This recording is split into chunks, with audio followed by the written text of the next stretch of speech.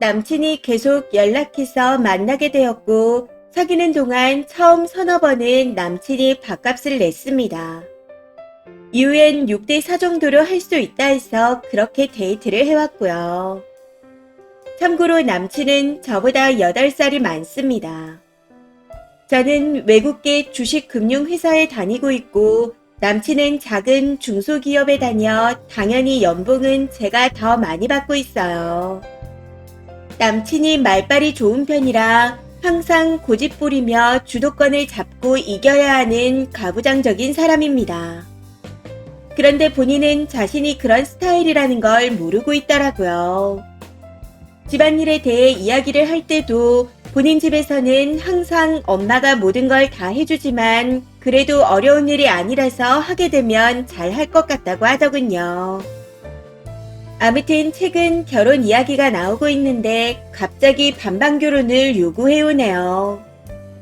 집안 사정은 비슷하지만 저는 오빠가 있어 오빠 쪽으로 증여가 많이 갈 것 같습니다. 그런데 어이가 없는 건 남친 집은 본인이 오빠이고 여동생이 둘이 있어 집안 재산의 대부분이 본인에게 올 거라며 저에게 비슷한 금액으로 자산을 맞춰오랍니다. 6대4 정도로요. 사실 얼마를 받을 수 있는진 모르지만 현재 자산은 남친과 저 각각 아파트를 한 채씩 보유 중이고 시세와 대출 비중은 비슷합니다. 근데 남친은 아파트 한 채, 상가 한 채 정도를 더 받을 예정이라 하더라고요. 그러니 저한테도 거기에 맞춰서 해오라며 반반 결혼, 반반 생활비가 아니면 안 된다고 합니다. 더 황당했던 건 그 말에 제가 당황했더니 갑자기 언성이 높아졌다는 거죠. 처음에는 손으로 만났으니 당연한 거 아니야. 손으로 만난 사이에 조건 보는 건 당연한 거야. 왜 내가 여자 만나면서 손해를 봐야 하는지 모르겠어. 이건 제로섬 게임이야. 1년 넘게 만났다 하더라도 자산은 맞춰주는 게 예의 아니야. 라고 말하더라고요. 그러면서 요즘에 누가 사랑만 가지고 결혼해. 남자가 돈 혼자 벌고 혼자 고생하면서 왜 그렇게 살아? 하고 말하며 점점 언성을 높이는데 어이가 없었습니다. 아무튼 남친 말의 결론은 요즘 다 반반 결혼, 반반 생활비를 한다는 거였네요. 만난 첫날 제가 넘어지려 했을 때 저를 잡아주며 손을 잡게 되었고 이후 엄청 적극적으로 나오기에 1년을 넘게 만났습니다. 그런데 최근 몇 달 동안 결혼 이야기가 나올 때마다 저런 식이라 너무 스트레스 받아 더 이상은 이 관계를 유지할 자신이 없네요. 그냥 앞으로의 미래를 생각하면 행복할 것 같지가 않습니다. 솔직히 저도 하고 싶은 말을 다 하자면 끝이 없습니다. 앞서 말씀드렸듯이 저보다 8살 많은 데다 외모를 안 꾸밉니다. 본판이 나쁜 건 아닌데 옷을 잘 못 입어요. 거기다 평생을 엄마랑 같이 살아와서 식사 차려주고 치우는 걸 전부 엄마가 혼자서 한다고 합니다. 직원 5명이 조금 넘는 중소기업에 다니는데 접대 같은 걸 하면서 여자가 나오는 술집에도 간다고 들었어요. 이 말을 듣고 여친 안 사귈 땐 그런 데 가서 놀았나 물어보고 싶었지만 꾹 참았습니다. 남친의 자존심을 상하게 하려고 마음만 먹으면 얼마든지 할 수 있는 상황이지만 혹시 모르잖아요. 안전이별이라는 말이 있을 정도라 조심해야겠다 싶었거든요. 무엇보다 남친이 욱하는 성격이 있어 말 안 하고 참았습니다. 내가 잘 꾸미고 훈남인 5살 남자를 만난다면 당연히 반반 데이트가 뭐야. 내가 다 낼 수 있어. 하는 말이 목구멍까지 차오르는 걸 간신히 참았었네요. 현재 저는 모은 현금이 5억 정도이고 주식이 1억 정도 됩니다. 내년에는 집 하나를 더 사고 싶고 현재 추정으로는 10년 후에 부모님께서 소유하신 아파트 한 채를 받을 예정이에요. 저희 직장이 올해는 못 다녀서 아마 3년에서 5년 안에는 그만둘 것 같지만 이건 남친도 나이가 있는 데다 중소기업이니 마찬가지겠죠. 무엇보다 저는 결혼 안 해도 되고 혼자 벌어서 충분히 먹고 살 수 있는 상태입니다. 사실 노후 준비도 끝났지만 이것까지는 이야기하지 않았었네요. 8살이나 많은 아저씨가 손해볼까 싶어 바들바들 떠는 걸 보니 더 이상은 남자로 보이지 않았거든요. 해서 헤어질 결심을 하고 한 달 동안 이런저런 핑계를 대며 바쁘다고 안 만나고 있습니다. 근데 뭔가 느낀 건지 남자 쪽에서 연락을 엄청 많이 해오고 있고 저번 주말에는 연락도 없이 찾아왔더라고요. 해서 그냥 만난 김에 내가 부족한 사람이라 더 좋은 여자 만나라고 했습니다. 본인이 그렇게 만나고 싶다고 노래 부르던 여자 아이돌 이름을 대면서 그런 비슷하고 예쁜 어린 여자를 충분히 만날 수 있을 것 같다고요. 그러면서 꼭 행복하길 바란다고 이별을 통보했습니다. 문제는 진짜 마음이 1도 없어서 헤어지자 한 거였는데 결혼을 안 할 것 같으니 저희 집도 남자 집도 다 저를 설득하기 시작했다는 겁니다. 시간이 지나고 나면 후회할 거라 하면서 설득하던데 저는 이미 완전히 마음이 식은 상태입니다.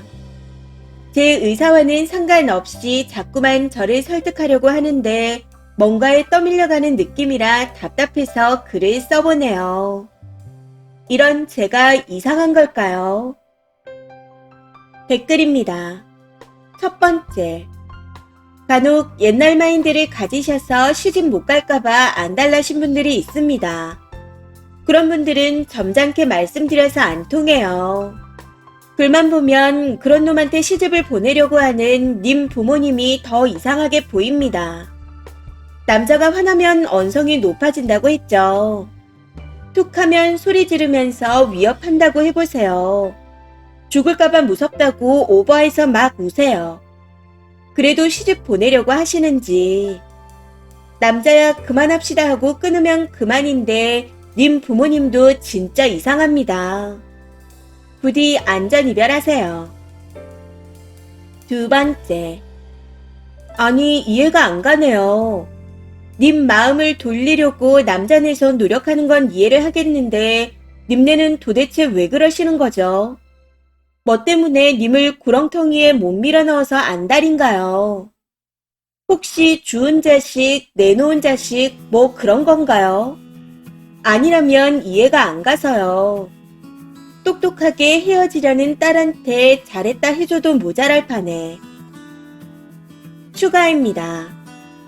댓글들을 보고 참 많은 생각이 들었습니다. 천천히 잘 생각해보니 어떻게 그런 남자와 만나왔나 싶네요.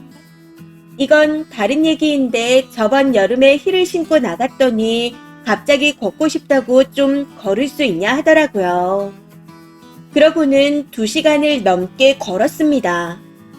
제가 신발 때문에 힘들다고 했는데 조금만 더 그러더니 2시간 넘게 걸었네요. 남자는 항상 운동화를 신고 다녔거든요. 이런 적이 한두 번이 아닙니다. 본인은 매번 10분씩 늦으면서 제가 10분 늦었을 때는 완전히 뒤집어지더라고요. 그리고 밥 먹을 때 지가 먹고 싶은 메뉴를 정하고는 물어보지도 않고 갑니다. 더 어이가 없는 건 제가 곱창 같은 걸 안 먹는데 그런 거 안 먹는 걸로 또 엄청 뭐라고 하더라고요. 저는 취향의 차이라고 생각하는데 나이가 많다는 이유로 잔소리가 엄청 많고 고집도 셉니다. 영화 볼 때 물어보지도 않고 본인 취향의 남자 영화만 골라보는 그런 스타일이라 영화도 같이 안 본 지 오래됐네요. 어차피 제가 통신사 할인이 있어 제가 결제하는데 매번 무슨 오타쿠 만화 영화나 사람 몇백 명이 싸우다가 죽고 끝나는 영화만 보더라고요. 이걸로도 몇 번 트러블이 있었습니다. 나이가 많다고 해서 배려심이 많지 않다는 걸 이 남자를 통해서 많이 느끼게 되었네요. 이제는 정말 마음이 떠서 그런지 생각하면 할수록 이런 일들만 생각납니다. 글을 쓰고 나니 확실하게 마음이 굳혀지는 것 같아요. 한 가지 말씀드리자면 부모님께는 자세한 건 말씀을 안 드렸습니다. 그냥 결혼 이야기가 나오면서 서로 자산과 경제력에 대해 가치관이 다르다고만 했었거든요. 그래서 제 상황을 자세히 모르는 상태라 저를 설득하려고 하시는 것 같아요. 오늘 제대로 말씀드리고 끝을 내야겠습니다.